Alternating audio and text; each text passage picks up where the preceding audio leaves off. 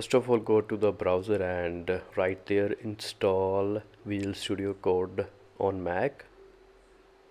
It will come out with some of the results, and you have to click on the download Visual Studio Code link, and you have to click on Mac.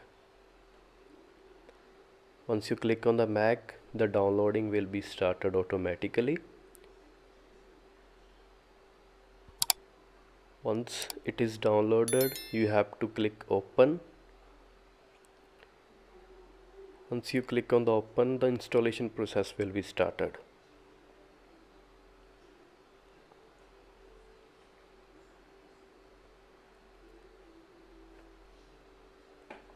Click on the Visual Studio Code icon.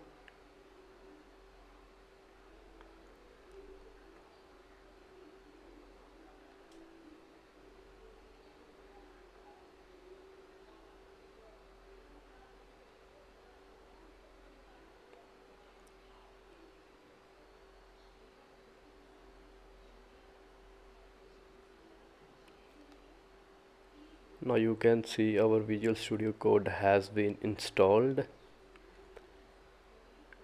and if you go to the Visual Studio Code's about, you can see it is our latest version Visual Studio Code.